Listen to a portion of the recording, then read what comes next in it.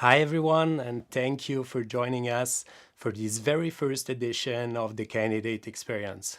My name is Yannik Odiet. I'm the co founder of Video Jobs. We create media content that we integrate into job boards. We had the opportunity to meet amazing people, and we would like to give them a voice. We would like them to share their experience from a personal but also from a professional point of view. We would like to discover their challenges, frustrations, but also successes. We want to learn from them what are some tips, practical tips for employers, but also for candidates to land their dream job. So, a huge program, lots of questions. Please interact with us, send us some comments. And without further ado, I would like to welcome Greg Tomasik. Greg, thank you so much for joining us today. Hi, Yannick. Thank you also for the opportunity. I'm very pleased and honored to be a guest for the first edition of this series. And I hope it will also expand into a long-term podcast series here on LinkedIn. I will be very happy to share my thoughts on the candidate experience, but also really curious about the questions that we will get today from the audience. Yeah, really good. So, first of all, thank you to the viewers who are joining us today live. Um, so, first of all, let's directly jump in. Tell us a bit more about what's your background, what you did, and maybe where you are now. Sure thing. So I'm originally from Poland and grew up in a small city which is south to Krakow.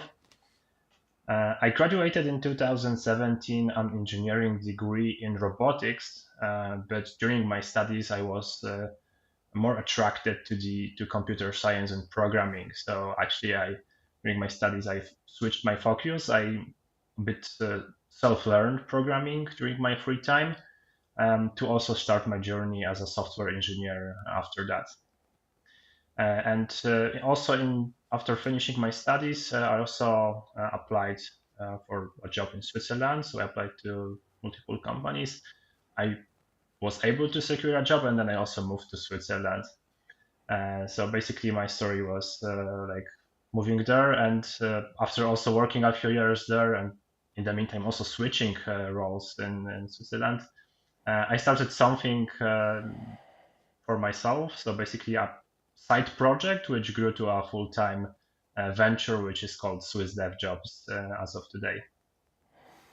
Okay, great. So thank you for those information. So as you could see, it's called the candidate experience. I mean, all of us we had some good, some bad candidate experience. Maybe you want to tell us a bit what you experienced as as a candidate. You have come to Switzerland. I mean, did you started your research when you were in Poland, or did you started in Switzerland, and how was it? Yeah, I'm very happy to expand and share more light on that.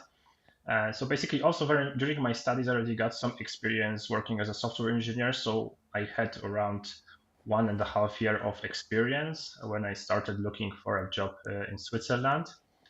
And my strategy was the following. So I was still living in Poland and started applying remotely to companies from Switzerland which were hiring. I also worked with a few recruiters at that point.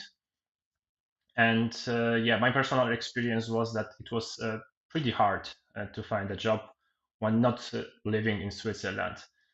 So put it into more into numbers. I remember that there was around like 80 up to 100 applications that I sent to different companies. From that, I think there was around maybe 15 uh, interviews. So basically, like most of the applications which I sent were just like met with silence from the company side, which was a bit of a sad experience. And then out of this handful of interviews, there were a few interviews which went really well and moved into next stages. And then only after those few stages, when I was invited for an on-site interview at a few companies, I flew to Switzerland And then I had some on-site interviews there. And after that, I was able to secure a few offers, which at that point made me super happy because it was a quite long and tiresome process to get these offers. And then after that, after basically signing the contract, I actually moved to Switzerland. So this gave me some sort of space and also flexibility because I was not put under a deadline to find a job, but only after finding it, I was moving to Switzerland. And then also, after living a few years in Switzerland, I also had a similar experience because I was switching jobs. So I was also looking for a new suitable role. Um, and the process was a bit easier. So I would say Okay. that companies in Switzerland, they also have an additional filter. So if you are a candidate which is coming from abroad, you have to be really exceptional, and also you have to get used to receiving a lot of negative responses. So basically saying no, we are Mm. not looking for you. We are looking for some other candidate. So I would say that was the experience. Uh, what was a bit striking in both of those searches is that you get a lot of silent responses. So basically, companies ghost you; they don't reply after a few rounds. So you don't know where you are staying in the process, and there is like no clear overview. So sometimes you think you are still there in the process, but the company has already moved on with some other candidates. Okay, they don't really close this process. Hmm. Okay. So you are talking about 50% of people, I mean 50% of the company who were totally silent, did not really reacted. I mean, we talk about, when was it? 2016, maybe even earlier? Yeah, that market was, I think, 2017, something around that. And then also Okay. 2018, I was also looking for another job there as well. Do you think that through technology and we have today, do you think that people are following up better, or would you say that those numbers are still actual? Um, I would say that while the technology might be a bit better, um, it's more about the processes which the company could improve. So basically, I also hear because currently we are running also SwissDevJobs, and we also hear from time to time from candidates that they also ghosted by the companies. And we work hard to also give this feedback to the company so that actually they improve it on their part. Because it's also important from their point of view to build a reliable and good brand in tech. Yeah, sure. And I mean, a candidate that doesn't fit maybe today might be the right candidate for tomorrow. So I mean, it's otherwise this person might be lost for sure. Exactly. So, but maybe let's move now to the professional side. I mean, you are the co-founder of the job board SwissDevJobs. You wanted to bring a change in this landscape. So, what did you do, or why did you decided to start with SwissDevJobs? Yes, SwissDevJobs started a bit from my personal frustration with how the interview process looks like and how the job search in the IT industry looks like. And since I was a software engineer, there was a problem I could just solve for myself, and I already knew like what would be the solution. And the solution here is like twofold. So one, it is about improving the search for job offers. So basically, how the candidate finds the job offer. And in our case, it was about making it as simple as possible to filter for the most suitable job offer. So let's say if I am a specialist with Java experience, and then I look for a role in Zurich, then on our job board I can just like pick those in 2 clicks, and then I already see some offers, which I can then also narrow by if I want to use some more filters. And then there is also a part with transparency, and this also makes the process easier both for the candidates and for the companies, because on our job board each company has to say what kind of salary range they provide, what technologies they use, And in this case, it's also easier for the candidate and the company to quickly know like if there is a mutual fit, and if not, the candidate just doesn't apply for it to the company. So that's in comparison to the old process where you sometimes are in the second interview stage, and then the company tells you that sorry, we don't have the budget which you are looking for as the salary. So that's how we want to improve it. And the second part is, which I also mentioned, is that we are very strict about answering candidates. So if a candidate doesn't receive a response from the company, they can just contact us directly, and then we will also follow up with the company and will ask them to give an answer to the candidate. And I Okay. think this also helps them a bit. Okay, really interesting. Thank you very much. So I mean, you started with the salaries. I mean, before your job board, I have never seen that. So how was it first to tell to the company, okay, look, if you want to post a job on SwissDevJobs, you will need to bring the salary range. I mean, did you had some issue with some some company, or maybe it was a reason for some company not to apply? I don't know. Yeah, it's a sensitive topic, especially also in Switzerland. The country of banks and money, I would say.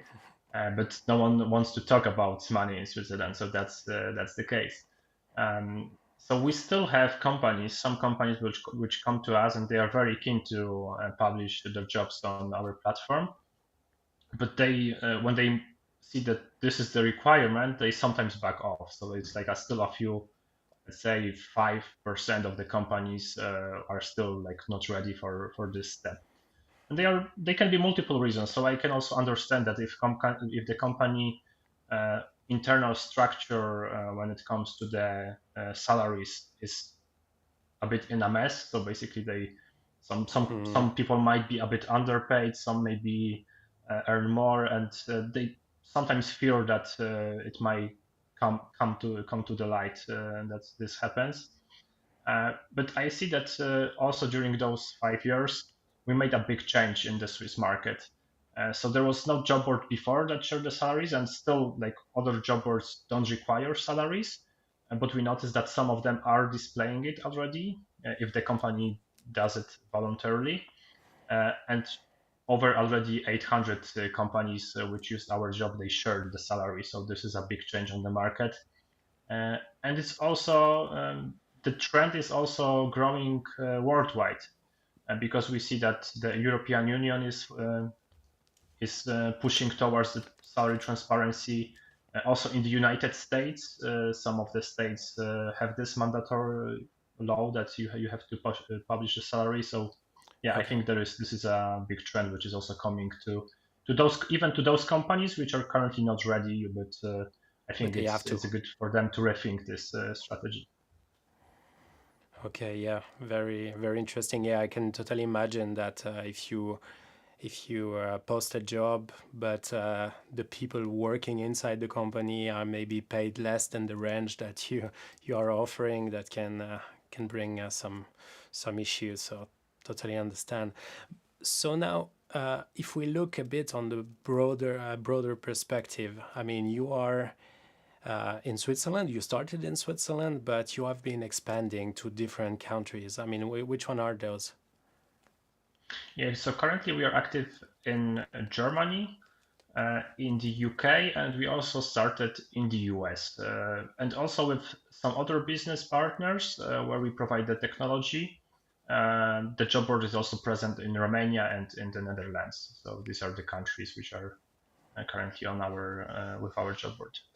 Okay, so now maybe I mean I'm really curious, but I mean what's the difference between Switzerland and Italy? I mean, are there some massive differences? Maybe, or I don't know if it's on the candidate side or maybe if it's on the employer side. But what can you feel maybe between us as Switzerland and our neighbor countries? Yeah, so from the neighboring countries, we are just in Germany, but I would say that there is not that much difference when it comes to the offers. Of course, aside from the salary level, so this is obviously different in Germany than in Switzerland. But generally, the company's attitude towards the transparency is also similar. So like most of the companies, they see the value in being transparent and getting more candidates and more suitable candidates for their jobs. We see some major difference when it comes to remote work approach. So when we also run the numbers for our recent event, and in Switzerland currently only around 10% of the roles are allowing fully remote work. Where if you compare it to Germany, for example, there it's around 30%. Okay. And then if you go further and look at Romania, there like over 55% of the jobs are still fully remote. Okay. So this, I think this is a big difference when it comes to the flexibility that you give the candidates. But yeah, I would say that it is a really big topic, and also for even a separate discussion if you would try to dissect what might be the reason for that.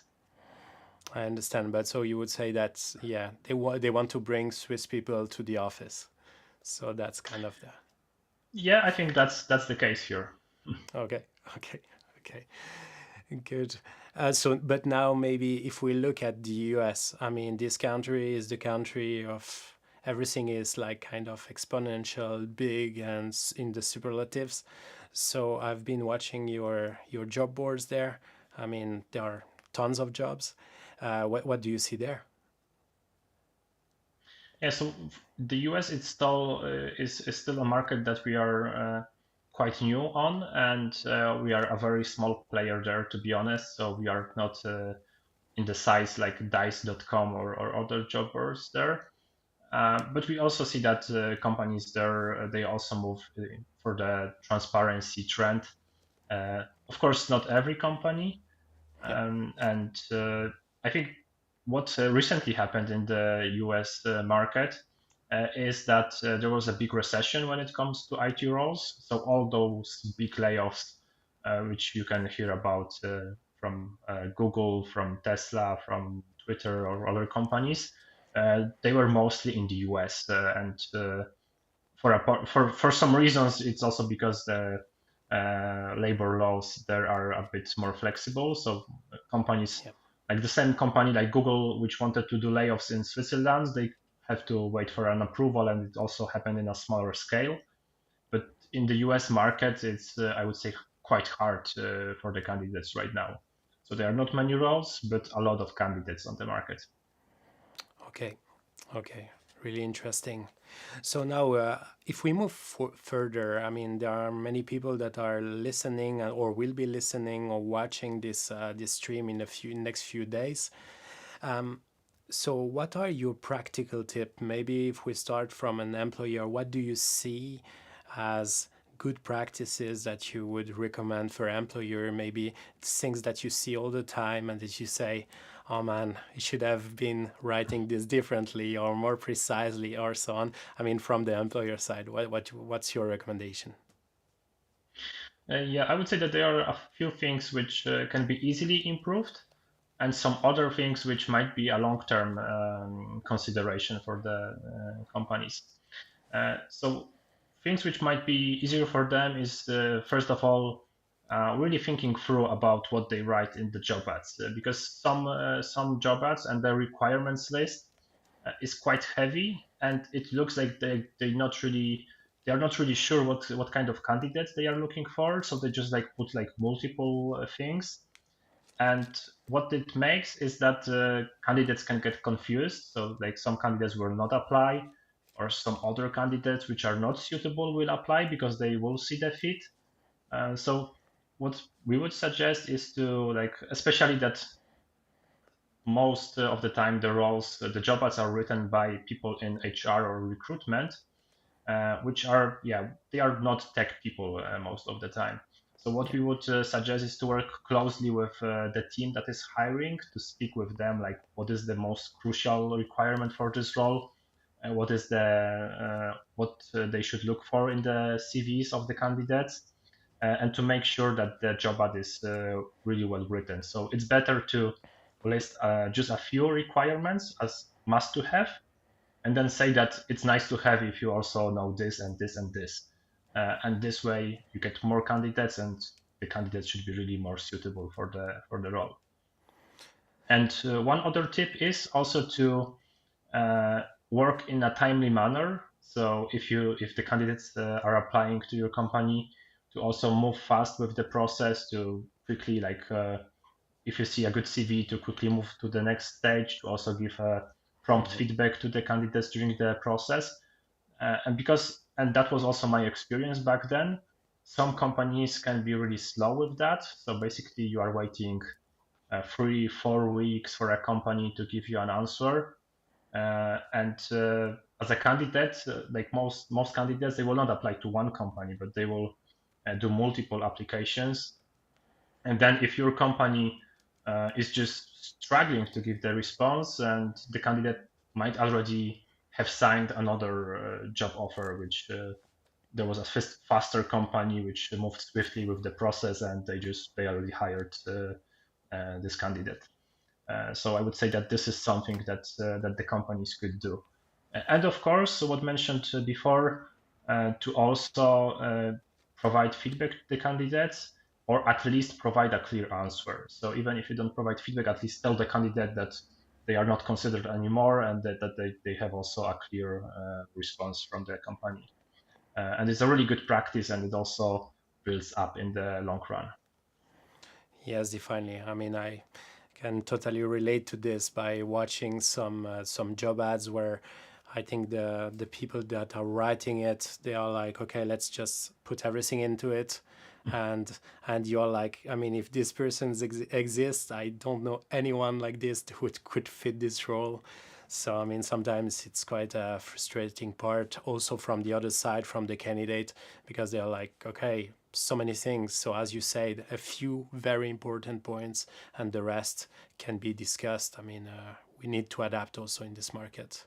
So now, if we move to the other side and talk about the candidates. I mean, the candidates are on your platform, they are browsing the jobs and looking at the differences and where they can fit in.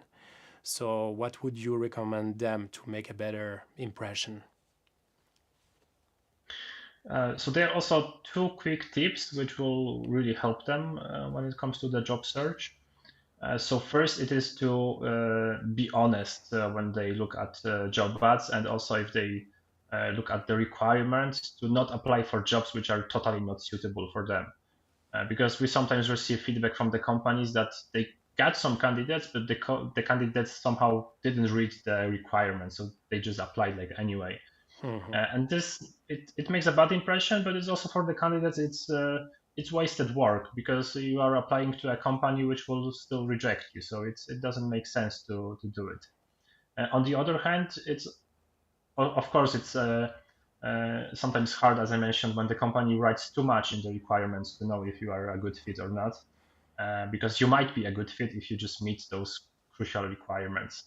But there are some big, let's say, hard requirements, which when you see them, you should just respect it. So, for example, some companies will look only for German-speaking candidates or French-speaking candidates.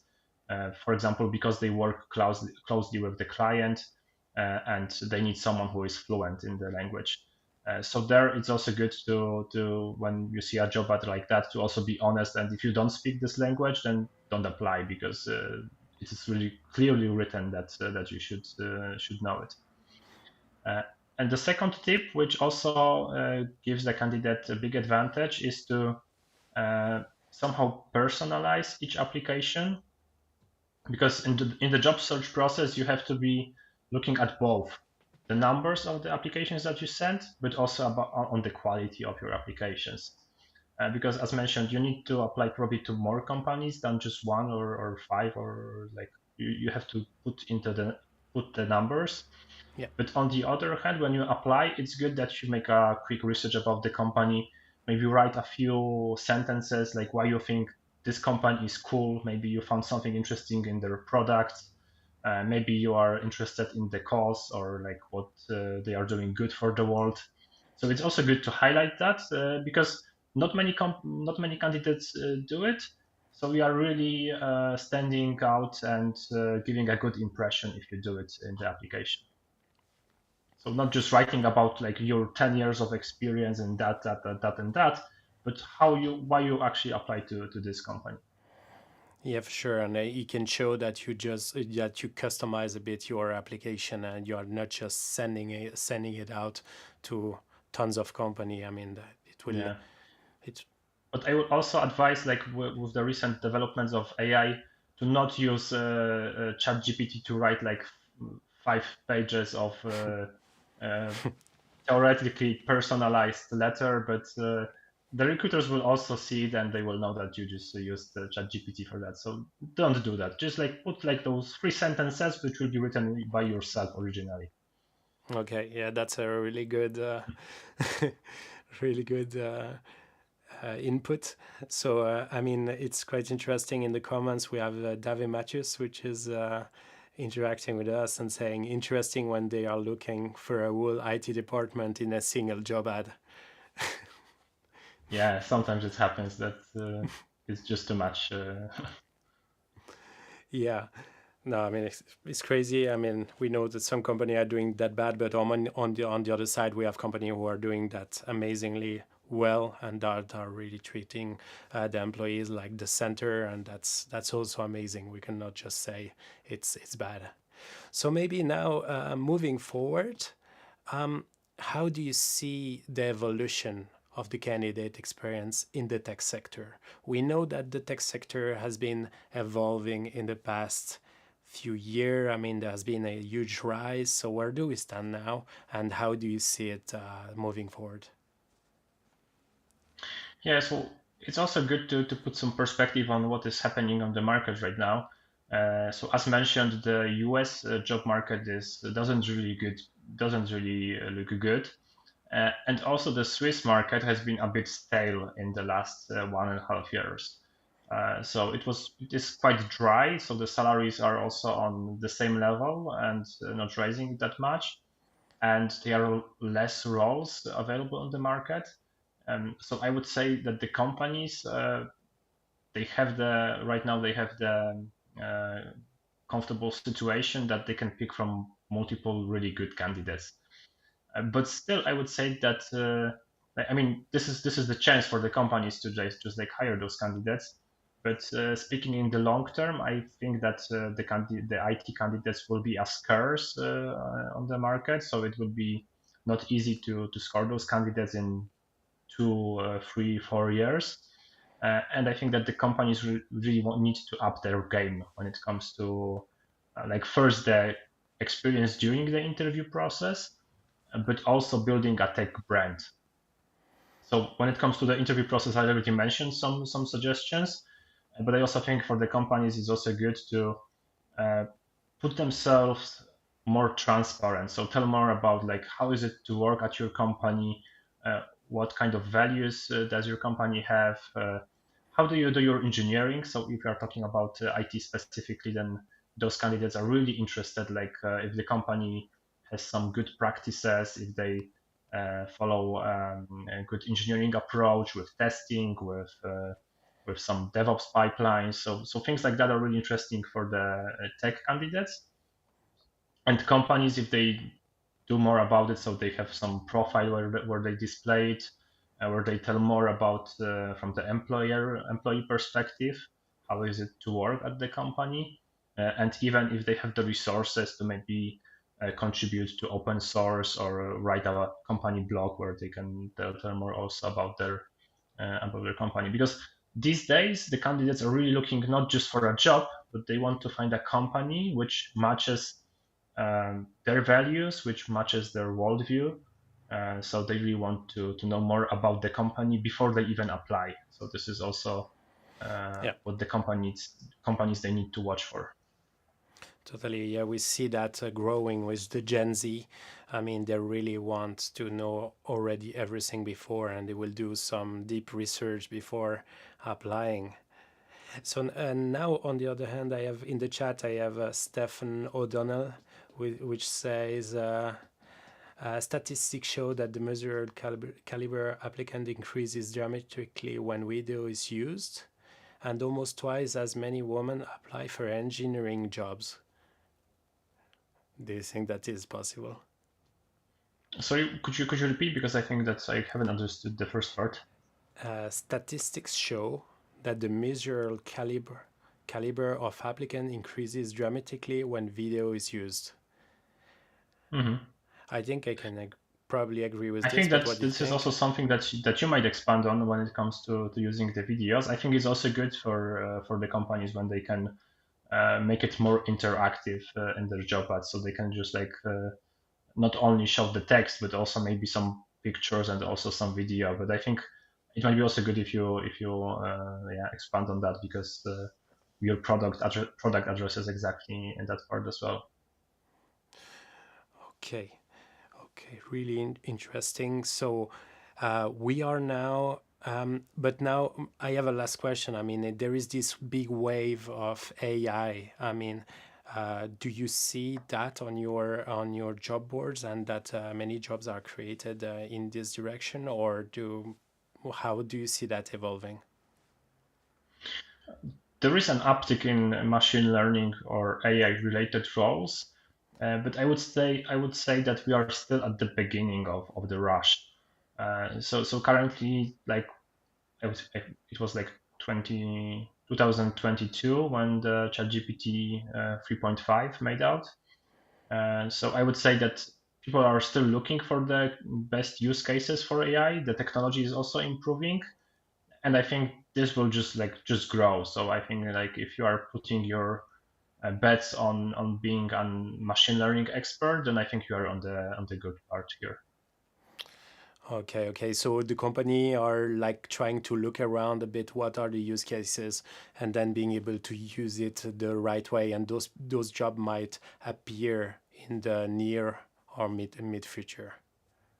Yes, and it also happens also under the hood, because already over in total, like I think Microsoft said, over 30,000 companies use the Copilot, which is the tool that helps developers to code some boilerplate code and to help them be more productive in their work. So this is something like that you won't see it like publicly, because this is just a tool that helps with the productivity. But I think we will see that some developers will just like be like 3 times, 5 times, even 10 times more productive with the tools that will come by. And this might also impact the junior roles, because previously, like when you had a junior at the company, so this person could maybe write some simple code. They could write some tests for an existing feature, just to learn and yeah, get used to the processes. And now the AI can do it. So basically, AI can write you the whole test scenario in 5 seconds and not 1 hour, and it kind of can take the work out of the junior role. So from my own perspective and recommendation, I would say that the more junior people would also need to be really open to learn about how the tools work and learn how they can use them to be more productive from day one. So just like be really prepared for the roles. Okay, very interesting, very insightful, Greg. From my side, I think we could cover all the questions that we wanted to go through. I would like to thank you so much for taking some time for joining us today. Being the first guest is not easy for sure, but you made that amazing, and I think it will help many people watching this video and get some insights about this tech world. So thank you very much. And I will just finish this live stream by asking you, the viewers, to react if you have some question. I mean, Greg will still be here. He will be reading the comments, and he will be able to answer to you. You can also write him directly or to SwissDevJobs. On our side, with the candidate experience, it was the number one. We are now having our next guest, which is Fanny Comba, which is employer branding strategist. She has been working at JobCloud for a few years, and very interesting personality. So I would like to welcome her in 2 weeks on Friday the 23rd. I'm looking forward to seeing her. And in the meantime, Greg, I think I wish you a wonderful afternoon and then a beautiful weekend. Thank you, Yannick, and thank you again for this opportunity. I'm really pleased to be the first guest on this series.